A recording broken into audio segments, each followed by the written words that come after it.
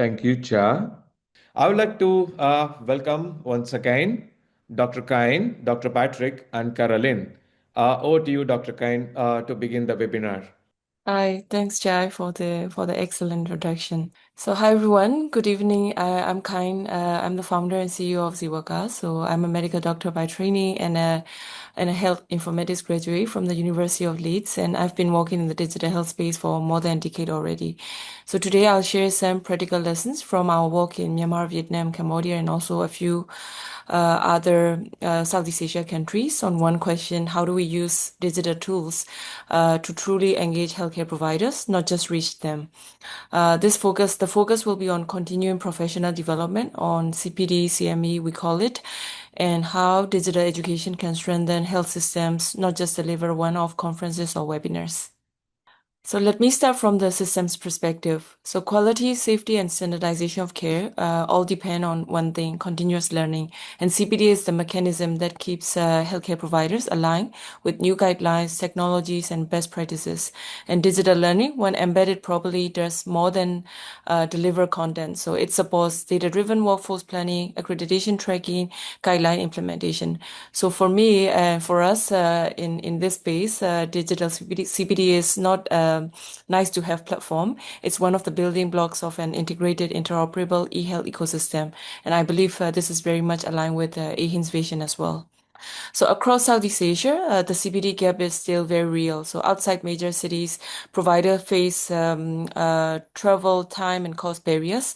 Specialists are unevenly outside major cities and unevenly distributed. And we see young workforce these days is extremely eager to learn, but traditional CME formats simply cannot scale fast enough, and no one wants to spend whole day or half day sitting in front of a live webinar.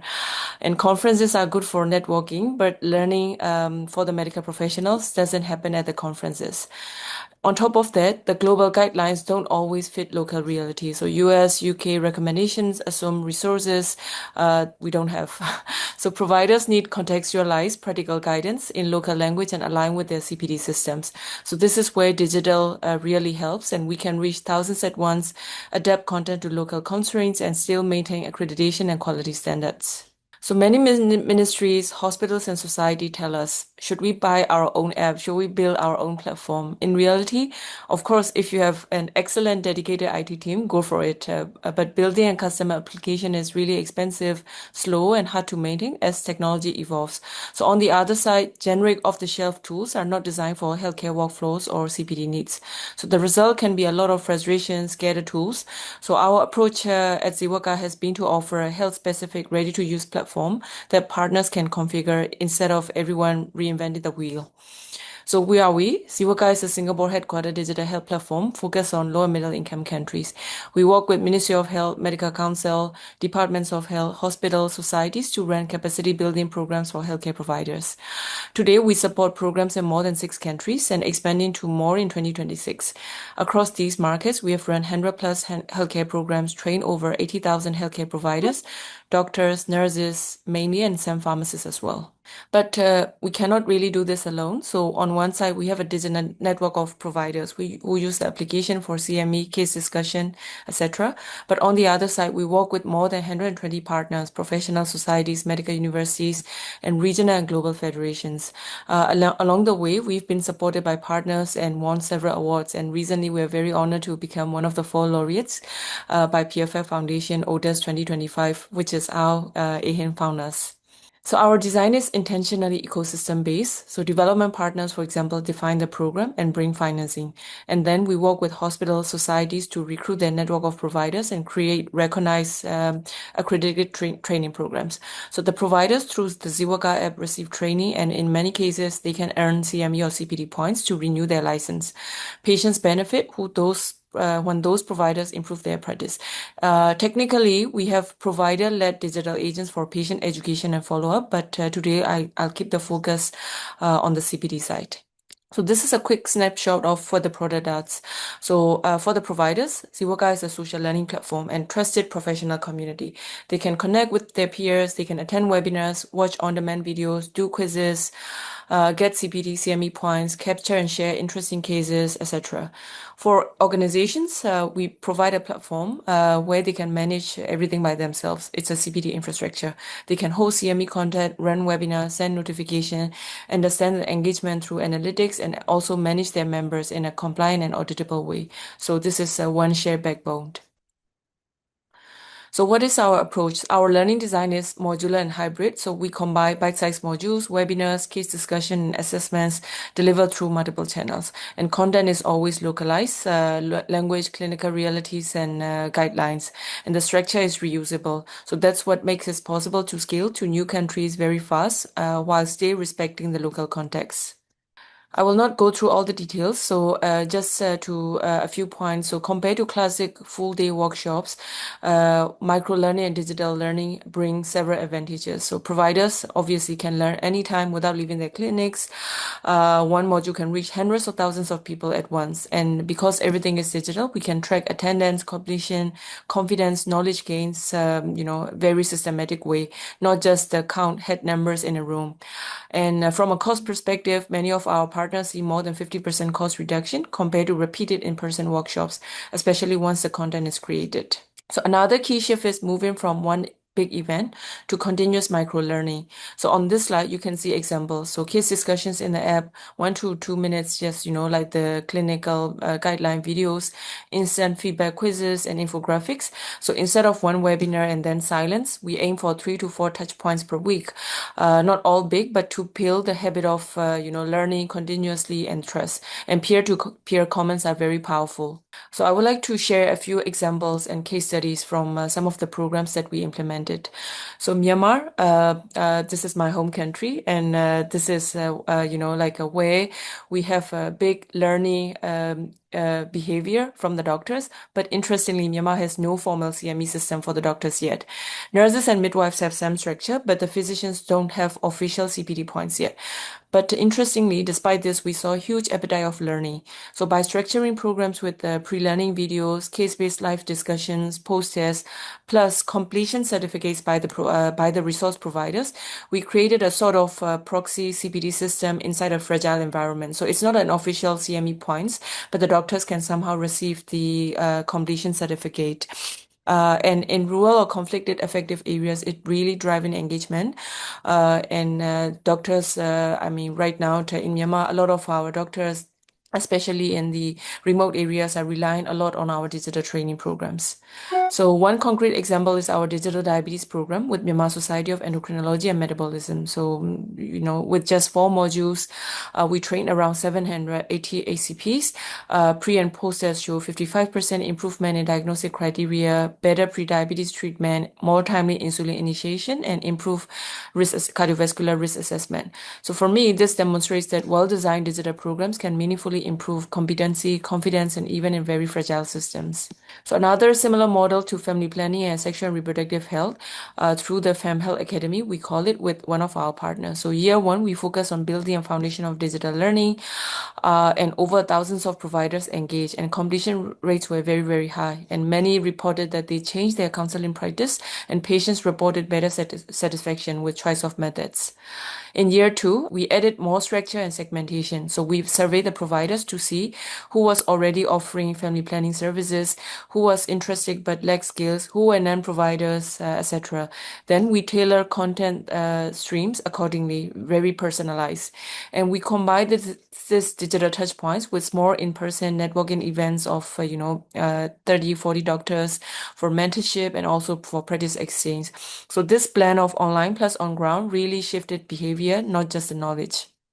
So switching to Vietnam, so there we enter a very different CPD environment. So CPD approval, CPD is a mandatory requirement by the government for renewing the license of the doctors. But CPD approval is decentralized in Vietnam. So national societies, major teaching hospitals, accredited private centers can all issue CPD points. And doctors must have like 120 credits over 5 years. So there is a strong demand for, CPD as well. At the same time, traditional full day seminars and travel-heavy workshops don't fit a busy, growing workforce. So digital CME adoption became more and more by the different stakeholders, departments of health, hospitals, and so on.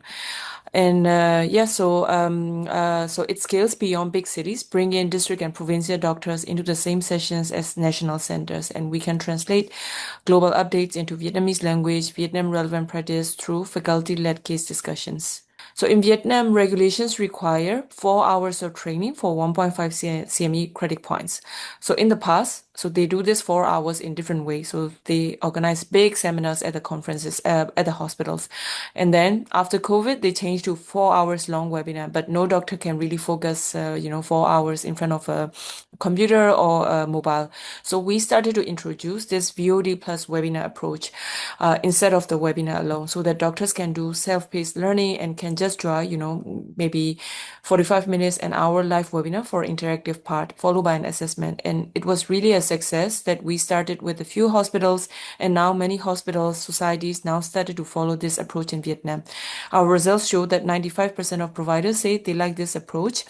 And in order to be able to make this successful, pre-webinar videos need to be very carefully designed and captured. And also we complement it by post-event articles, Q&A casts, and etc., which reinforce learning. So we are now running large-scale programs with major centers in Vietnam, Bạch Mai Hospital, Hanoi Medical Hospital, and etc. Typically, sessions attract 1,000, 2,000 participants live with significant rewards via the VOD library. This reduces a lot of administrative burdens of the healthcare organization. So they can track everything in one line in the dashboard, issue certificate digitally and automatically afterwards to the ones who fulfill the requirements. So hospitals became very much data driven as well, because they can use the data to see which provinces and specialties are underserved and not picking up, and to plan future topics accordingly. We are working with more than 50 healthcare organizations in Vietnam, including all the big hospitals and the national level societies, departments of health, and so on. So the key takeaway here is that when hospitals, societies, and platforms work together, CME becomes more flexible, scalable, and equitable. Just two case examples. So this is a 10-month CME program that we are working still together with the Hanoi Medical University Hospital and the Ministry of Health for the provincial doctors. So we are aiming to train around 20,000 doctors across the country, and already like 15,000 doctors we are training, modules covering like different topics. So one is the first module on the pre-hospital first aid emergency module. We observe a clear right shift in pre versus post-test score. So many more participants move into the higher score bands. And feedback also was very encouraging. Many doctors say that they will join similar programs again. At the net promoter score was 75%. And many found digital format very easy to use and highly relevant to their daily work. So beyond country-specific work, we also run several regional programs these days. So this is an example of an endocrinology series brought together experts from Myanmar, Cambodia, India, etc. The sessions were entirely in English, but engagement was strong because the cases were practical and relatable. So this is another regional webinar, asthma and airway inflammation, and had over 770 registrants with around 350 live participants and many rewatching later on as well. And the providers consistently tell us they value hearing from the regional peers, the experts, not only from the high income settings. We are now preparing this program to launch in collaboration with the PFF Foundation using the same structure. So pre-program teasers, VOD series, webinar, post-program summaries across Myanmar, Cambodia, and Vietnam. And hybrid webinars and accredited programs make it easier to align with local CPD requirements. Putting this all together across countries, so I will take a little bit of time so for you to follow this slide. So putting this all together across countries, a few patterns emerge. First, digital CME is well accepted even in low resource and low connectivity settings, and live attendance can range from a few hundred to over 1,000, 2,000, and young doctors are especially very enthusiastic about mobile first micro learning formats. Local language subtitles and locally grounded cases significantly boost completion. Second, we face the common pain points: unstable internet, limited specialists for panels. Sometimes, of course, the older generation of doctors, they're not very like tech savvy, and they have some challenges, at the start. But once they overcome this, then everything becomes easy. High clinical workload, it's everywhere in low and middle income countries where we are operating at, and leading to low daytime attendance and different CPD frameworks and the risk of engagement fatigue as well.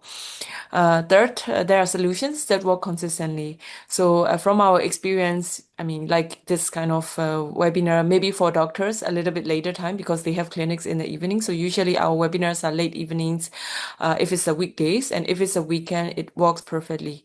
And co-development with the international and local experts, pre-recorded videos to reduce life burden. Micro content reinforcement, case-based learning again works very, very well. And of course, doctors are very busy. We all know. Then we need to continuously remind them. How do we do this? So we have to send the push notification nudges, and also the offline friendly PDFs, downloadable PowerPoint slides, and so on for the low connectivity areas. And we also integrated with the local messaging apps like WhatsApp, Viber, or Telegram for reminders. The overall message is with the right structure. Um, Hello. Sorry. So the overall message is with the right structure, digital CME can scale very fast, respect local realities, and still deliver consistent quality across very different contexts. So if I had to summarize what makes digital CBD work in practice, it would be this slide. Co-design with the local societies and the champions and align with the CBD requirements from day one. So start with a clear and theme goal rather than a random collection of webinars. Okay, what is the outcome? Is it and training that we develop to improve knowledge for the provincial doctors, and a training program that we want to see a behavior change of endocrinologists for starting insulin is completely different. So we need to be very clear with our what is the outcome, what is the goal, and we need to create proper structure program accordingly and blend the digital with the physical meetings and hospital rounds. It is not either or. I will say like this way because physical meetings, hospital rounds, hands-on sessions will be always there because this is a requirement for the doctors. But we need to blend like a very in a good way and measure beyond reach. Look at the knowledge change, confidence, and follow-up behavior. And finally, we need to invest in the content quality and the moderation. So this I keep repeating to all our partners in Vietnam and other countries as well. So when we say the content quality, of course, the slides need to be very visually nice, structure, well designed, colorful, and also we need to also integrate, some kind of gamification elements where the doctors can follow along the way, not just, just sitting in front of the laptop or phone watching, a boring PowerPoint slides. So it's not only about technology; it's really about the human-centered approach, content quality, and moderation. A beautiful platform with weak content will never keep clinicians coming back. This is really our key learning. So looking ahead, we see an opportunity for a regional CPD and e-health ecosystem. So imagine an integrated digital layer where CPD is delivered locally, but tracked and harmonized regionally. So what I mean by that is right now, I think if we organize a regional webinar, in some countries we can issue CPD points, but in some countries we cannot because, it's not harmonized regionally. But I think we can really improve this, where digital credentialing feeds into workforce analytics and when content can be shared and adapted across countries. At the same time, we should keep local language, local cases, and guidelines at the center because still many doctors in lower middle income countries still need this while sharing the regional standards for quality and safety. This will create a connected community of providers across Asia, moving from one-off trainees to lifelong digital learning pathways. So what our partners and stakeholders gain? So different stakeholders gain different things from this model. Ministries, regulators, medical councils, they get scalable, cost-efficient CBD infrastructure, plus real-time data for workforce planning, quality assurance. Hospital societies and universities, they get ready-to-use digital modules, reduce administrative burden, and new pathways for faculty development and co-creation with the global federations and the regional societies. And the frontline providers, they gain flexible mobile-first learning in their own language with accredited content and access to regional experts and peer communities. So in short, digital CPD can be a win-win if we design it collectively. So what's next? and how can also the network of AHIN play a role. So one idea is to co-develop regional frameworks for digital CPD, sharing standards on accreditation, content quality, and evaluation. I had a very interesting experience last week when I was in Global Digital Health Forum in Nairobi, and I was talking to IT people within the Ministry of Health, and they have an excellent CPD management system, which was really mind-blowing. Everything was very automatic. Doctors don't need to do anything. They keep reminding doctors where they need to renew their license, where they need to attend the hospital, lectures or online modules and etc.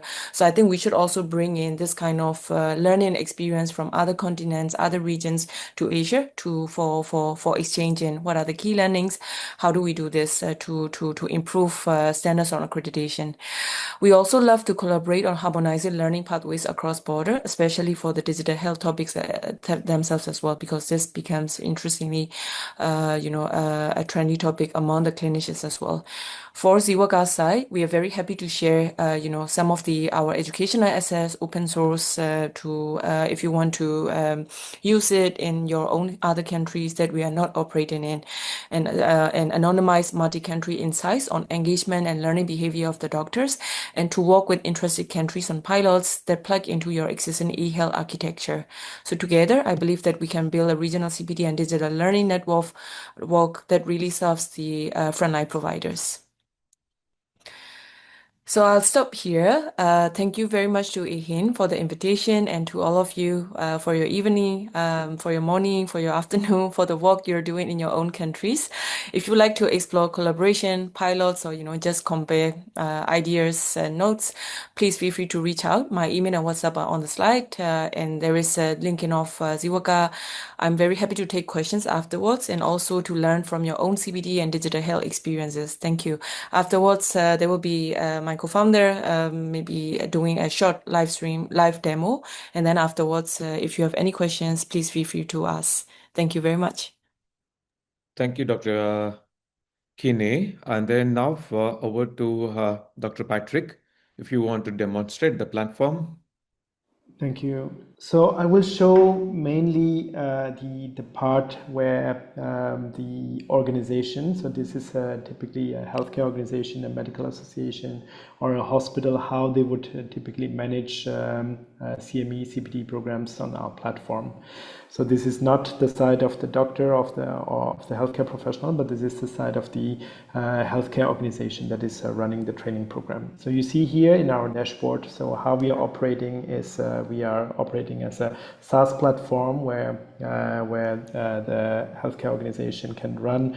They have their own working space, and we create an account for them, and what they can do is they can run here different activities. So you see what they have is they have channels, they have CME programs, they see the list of healthcare professionals, they can run specific campaigns towards the HCPs, they can send messages, and here in the settings they can invite, for example, collaborators into the platform. So if we check here, for example, the list of channels, we see here, this is the example of one of our partners, Hanoi Medical University Hospital. So they have different channels here, and you see here overall what is the impression, reach, and view, how many comments and likes are in their channel, and they can also see what is the distribution of the healthcare professionals. So this is purely in Vietnam, so they see in which region, state, what is the profession, what is the specialty breakdown, what is the age breakdown, and so on. So if they go into the channel, what they can do is they can here, it's very similar to LinkedIn or Facebook page management. What they can do is they can check here how many subscribers are there, who are their subscribers, so they can see this, and they can check their posts. They see here the comments, and they can answer here, very similar to how social media is organized. They see like the questions of the HCPs, and they can also directly reply here to the comments. So you see for each post, you will see what is like the impression, reach, and view. And creating a post is again very similar to what you would do on Facebook or LinkedIn. So you create the content type. Here you can write your text. You can say for which specialties this post is. You can set which country. So we can have it for single countries, multiple countries. You can upload photos, videos, or you can even do assessments and different types of formats. So this is the part that is a channel where healthcare organizations can create their bite-sized information, videos, expert talks, podcasts, quizzes, and so on. I will show the example of an other channel. So this one.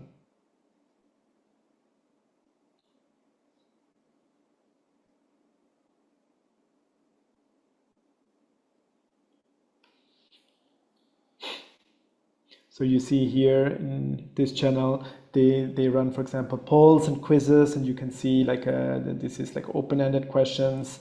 So they can see how the doctors are thinking, what are their concerns, and so on.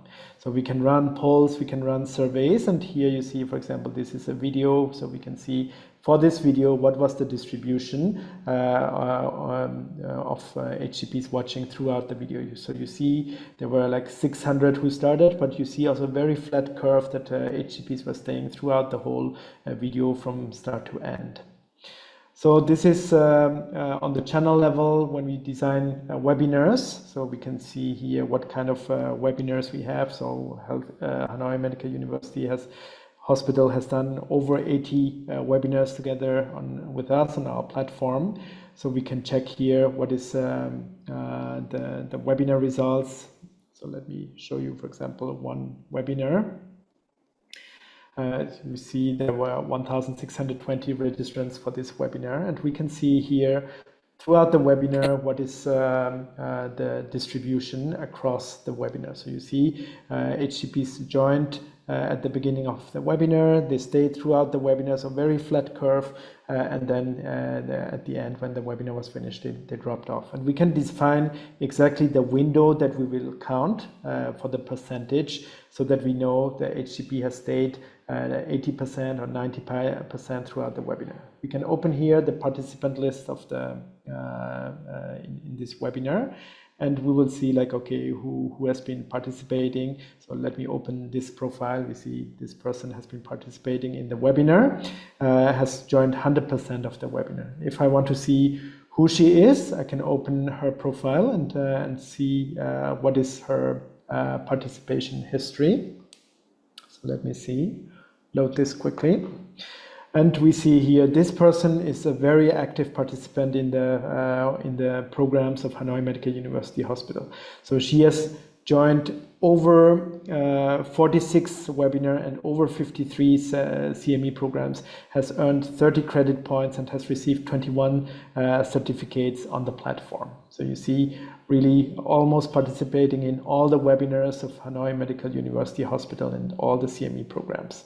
We can see what is her participation in the CME programs. So you see she has been participating, and you see she has received here the certificates from Hanoi Medical University Hospital. And we see here what is the engagement history when the hospital has been sending emails directly through our platform. So you see she has opened the emails, the webinar invitation emails, and clicked multiple times on this email. So very responsive, very active participant in the programs. So let me show also like how programs are structured, and I will not take too long. So let me show you, for example, here one of the programs. So here, this is a program that has over 1,600 participants. So you see here, the program is structured as a combination between videos, a webinar, and a post-test. And what we can do is we can see the participants here directly. So what are the participants in this program? and we see here like what is their performance. So they have watched 100% of video 1, 100% of video 2, 6% of video 3. So we see how they have been participating, and we also see for the post tests. So this one has had 2 attempts, and in the second attempt this person passed. We see like how the person scored in this post test. We see we have issued the certificate, so you see this is directly issued through the platform, personalized certificate for this person, and has been sent automatically through the email system, including the attachment to the person. Overall, what you can do is here you can manage all the HCPs who have been engaging with your content and with your webinars, your programs. You can filter them to different criteria, and you see here these are all the HCPs. So over 18,000 HCPs have been engaging with the content of and the programs of Hanoi Medical University Hospital, and you can open each profile and see how they have been engaging. You can open the messages that they were sending. So if there's any question, you can see like what are the messages, and you can reply to them directly in the messaging system. So very much everything is inspired by social media. Imagine us as a LinkedIn for healthcare professionals. But different from LinkedIn is that we have also very structured training programs, CME, CPT modules within the platform. So this gives you an overview of how the platform works. Thank you, Dr. Patrick Fuchs. I think before we actually take the questions from the participants, I would like to invite Caroline from Foundation PFAB team.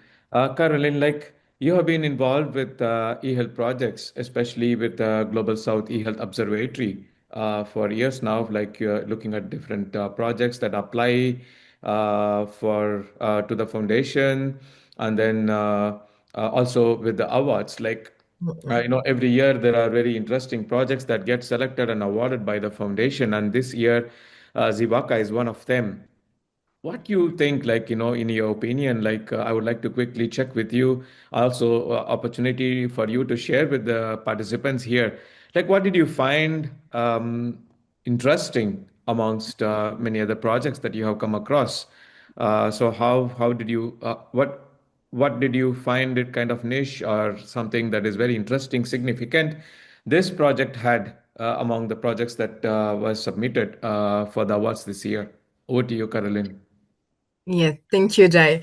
So, firstly, it was one of the projects that has a main advantage, which was like an innovative approach, to medical training through a digital platform, which is providing online CME and CPD learning for the healthcare professional. Moreover, this project has already established partnership with and MOUs with medical university, hospital, and training institution in several countries. So that's really important for us at the DODES because it's important for us to support programs that are well implemented with local actors in the countries. And also something that was really important regarding the courses that are developed.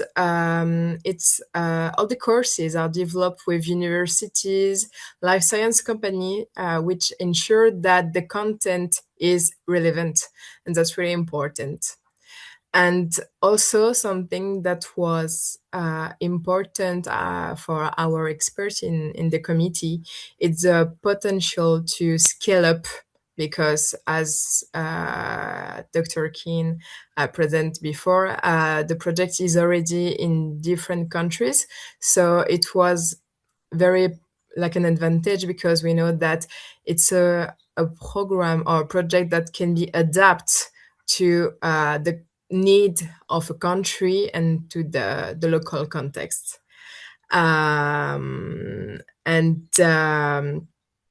Finally, something that was also important, of course, we have like selection criteria in the call for project for the observatory, but also it was like something that is echoing to the story of the foundation, which began with, training of healthcare professionals.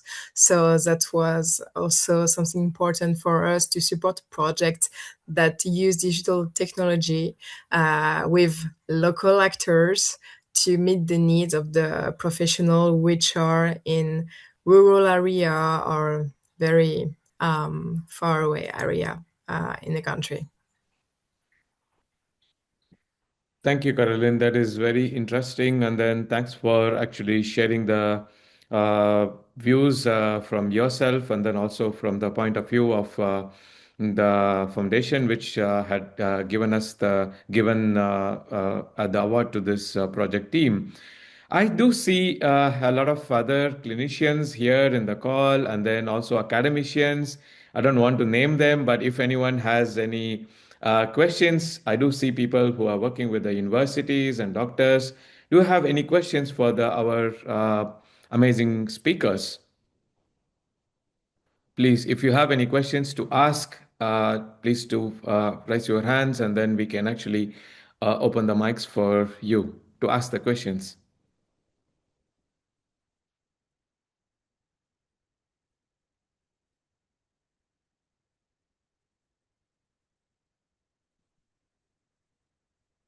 Okay, I don't see any questions coming. That's interesting. Maybe then I can ask a question. Maybe it is also answered, but I would like to have better clarity. Kain, how do you think? I know COVID changed a lot of things in the last few years, but how do you think the acceptability of digital CMEs? Because I've been involved with the CMEs as part of a tele education program in my former role. It was, of course, like mostly face to face, and then of course like followed by tele-CMEs. It was a combination. It was a blended one. So like you have a face to face interaction, and then of course that was followed up with many things that happened actually on a video conference. But when it actually goes into full-fledged digital CME program, how is the acceptability of that? And then also how easy or how difficult it was to actually work together with institutions that can actually give the CPD points.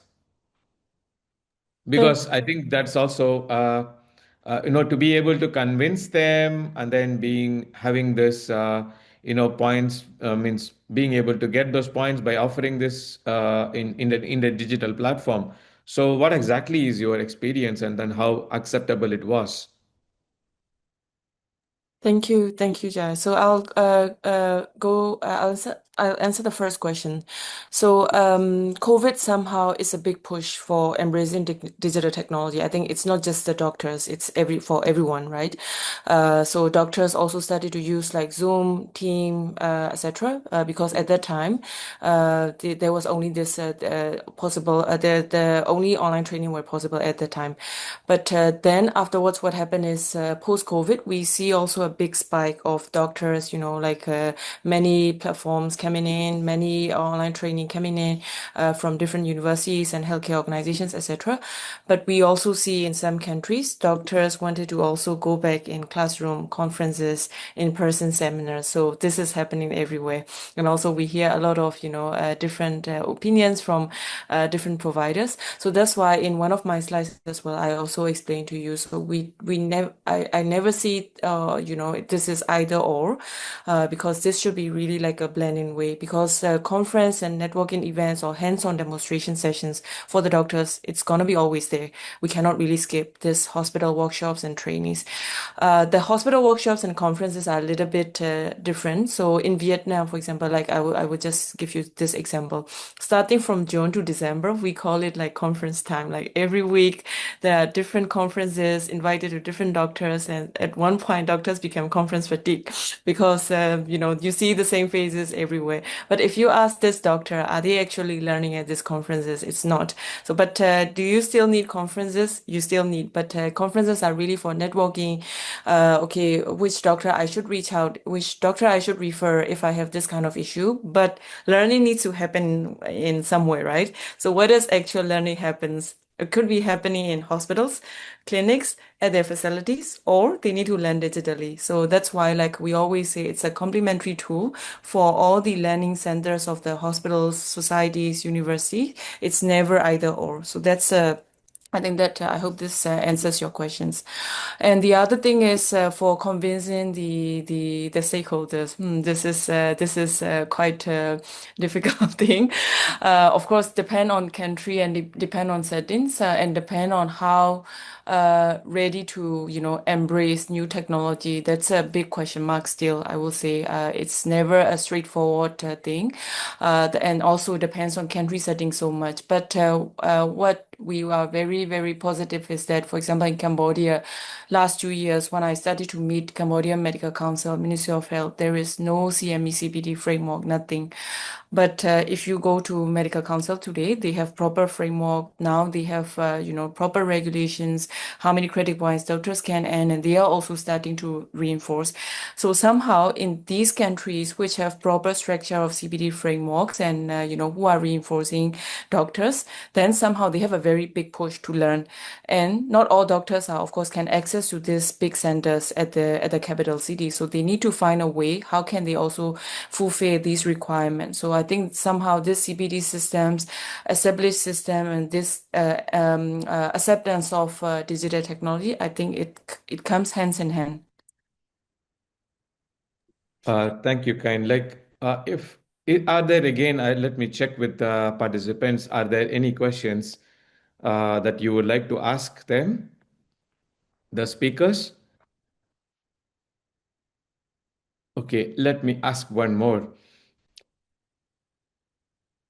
How, I think a lot of things that you have shared, like especially I was very interested to see that what worked and then what were the challenges. Like so, it was a good to have a takeaway, the learning takeaway. So what worked for you and then what were difficult. But going further, like if there is a couple of aspects that you would like to kind of improve upon or probably like do it better, what is that something that you would focus on? What kind of gaps that you see? I think you also mentioned like it was interesting that last week at the GDHF, like I think you mentioned about the CPD system in Kenya, right? So maybe like means I won't say probably that as an example, but if there is anything that going further, there are many things that it has been done well, and the kind Yeah. of scale up actually speaks for itself. But is there anything that you see as a gap or a challenge that are yet to be overcome, or you would like to actually do it as a roadmap going further? I think that will also be interesting. And then, like for example, like IHIN specializes like our one of the core areas of focus is on capacity building and training in digital health. So, what will be the process like for someone that if they have the content ready on a digital health training, and then to be able to offer in this platform, like what exactly are the steps and the process required? I think that may also give a practical. Know-how of like if people wanted to approach and then use this platform, what are the requirements or the steps that are required? Maybe I will keep it at that, the two questions. Thank you. Thank you, Jack. If you talk about the gaps and the needs, I think also in my slides as well, I think I covered some parts already. So the gaps and needs are also depend on the healthcare provider behavior and also, of course, the country regulations. What we are trying to focus in coming year and what we think really needed and what we need to improve more is the personalized learning. So this is very, very important. So we cannot really just bombard start with the doctor with all the contents that we want to push, right? If an oncologist start to see on his CME, it's similar to how LinkedIn and Facebook works. If we started to see a lot of the ads or, the information or friends that I never interested in, I will never use it again. So personalized learning is very, very important. So for an oncologist, we need to make sure that he see the right relevant contents in oncology, enough contents.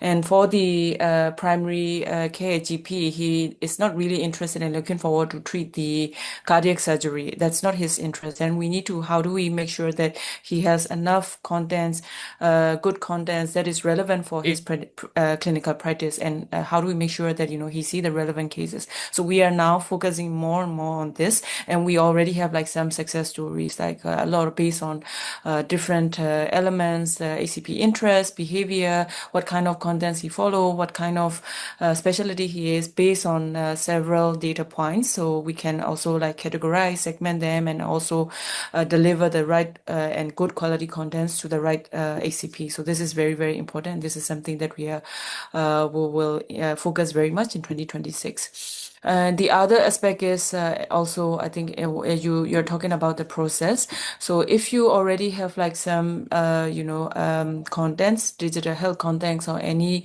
health related contents, I think first we need to decide, okay, which country are we talking about? Is it like a regional content or regional rollout? Is it like country specific rollout?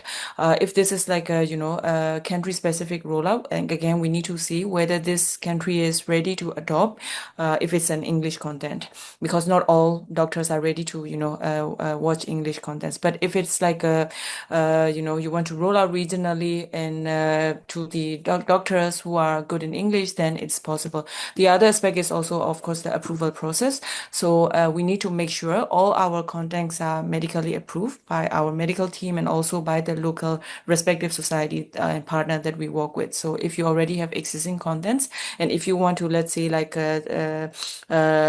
publish and roll out in Vietnam, we need to work with maybe one university or one stakeholder in public health and ask them, okay, can you also verify and validate these contents for Vietnamese doctors, or are they suitable for Vietnamese doctors? Because we want to make sure that our content qualities are really like top notch and relevant for the local doctors. So the process are just that. So once you share with us the contents, we can guide you or work together with you to work together with a partner in each country, and then we just roll it out, and then yeah, that's it. And on the platform side, it's very easy. We just publish the contents and then notify the relevant doctors. Thank you, Kain. You mentioned about the personalized aspect of learning. Like, how do you actually seek the feedback? Like, for example, say I'm a learner in the platform. So, is it possible? Because I think means I have actually gone through a couple of blended learning programs. Like, I always found that whenever there are live interactions, I think that's most important for a learning experience. So if in this platform, like how easy or like how are the ways to express the feedback or the need to have something that is more personalized for what the learner is looking for? Are there any avenues to express that so that that can be catered?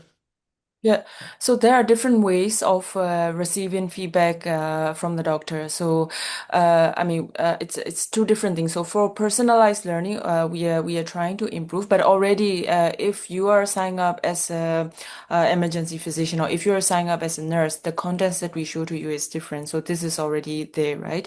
And you can filter with the different segments on the platform. That's one thing.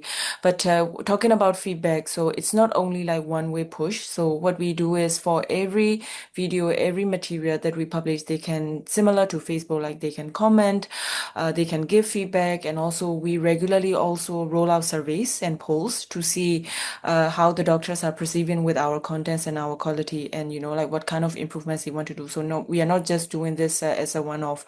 Every program that after they finish, after each video, we always ask a feedback from the doctors. They can also leave comments and reactions and so on. Usually we receive a lot of surveys, answers and comments from the doctors. And this is how we are trying to also, fine tune our programs. And this is also our partner hospitals, medical societies. They follow these comments and data points very much.